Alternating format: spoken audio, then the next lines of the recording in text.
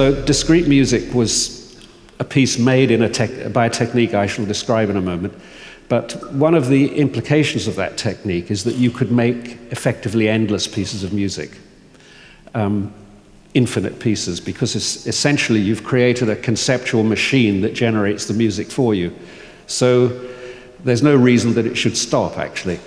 And when I released discrete music as a record, I tried to acknowledge that fact by making the very longest piece that I could get onto one side of a vinyl album, which I think was 30 minutes and 31 seconds at the time. And that's the length of that piece. But I intended to imply that this could have been longer if records would have allowed it. It was only when I started making installations that I realized that here was a place that I could make infinitely long pieces of music. It starts with a simple melody. Let's say that goes boom doom down, boom doom down, boom doom down. Okay, something like that. Now, I superimpose on top of that another simple melody, but this simple melody repeats at a different interval. So now, as you can see, they're going out of phase with each other. But in fact, of course, when things go out of phase with each other, it's not just two things that add together.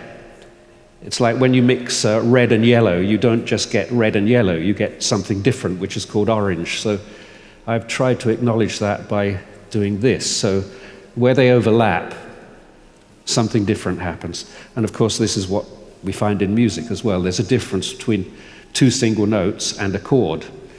We don't hear two single notes, we hear a chord. So in this instance, I've superimposed yet another melody, a third melody. So you can start to see here that there's a certain complexity growing into this thing. Even though every element within is repetitive, the combinations of them are always unique. And in fact, in this particular instance, I worked out, since these are very incommensurable periods of time, these three cycles here, it would take about 44,000 seconds before this whole thing repeated. Well, that's quite a long time. It's not exactly infinite, but it's not bad. However, I wanted it to be exactly infinite. So I thought, in fact, what happens is that I don't just have a melody repeating, I have certain characteristics of the sound changing as well. Timbral characteristics, the difference between and for example. In discrete music, you get the same sound filtered to sometimes sound like an oboe, sometimes like a bassoon, sometimes like something that doesn't have a name.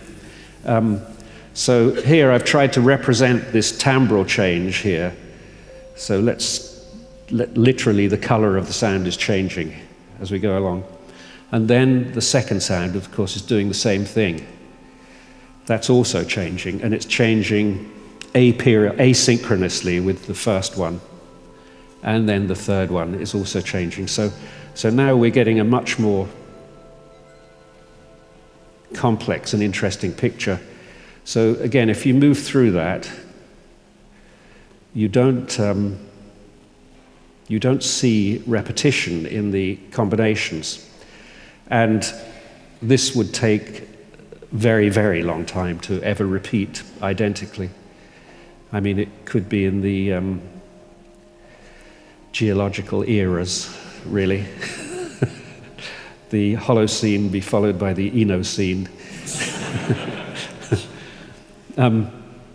Then it occurred to me that I wanted to do something that was a little bit more like what happens in evolution, where gene patterns are constantly combining, but some of them are very much more successful than others. This is just a little bit of that long patterning process. Let's say I find this particular section particularly interesting. What about if I take that out and then I make that into a repetitive section? So that then becomes the that takes the place of the original short melodies. And now we have a cluster. This was the technique I used on music for airports that followed discrete music, where I was working over, I called this process chunking up. It's something I think that happens in evolution quite often, but I don't know if they call it chunking up. So chunking up and then adding further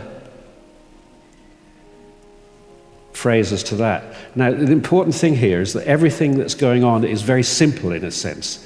Every single item on its own, for instance, if I just show you one of those items on its own again, is not particularly interesting. What is interesting is these beautiful, glorious clusters that happen. I mean, if you don't mind me calling them beautiful and glorious, I mean, I think they are. So the music becomes a constantly reconfiguring pattern. This notion of making complex things out of simple things is to me the most attractive idea. For instance, the whole idea of evolution is essentially that complexity arises out of simplicity. I want to give you another example of how this kind of complexity plays out in real life. So I brought along an example with me. Okay, so this is a pendulum, and you know what pendulums do. Nothing surprising. And that will carry on doing that until it runs out of energy. But it won't do anything different from that. However, this is a special pendulum. It's a double pendulum. So now it's not one simple system, it's two simple systems linked together. And watch what happens now. For me, that is the most simple and elegant demonstration of complexity theory that you can find, I think. Look at it. It's completely bonkers, isn't it? It's two simple pendulums. And if I do it again, it will do something completely different.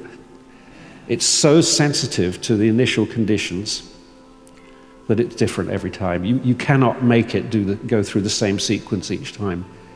Actually, this is something that I wish all children had as a toy, because I think it's such a profound lesson to understand that two simple processes combined can create an unpredictably, almost random-looking result. It's quite amazing and amusing too. That's why I put this little hat on. I thought it looked like a little dancer. Though somebody said to me it looks more like a member of the Ku Klux Klan now. That wasn't intended.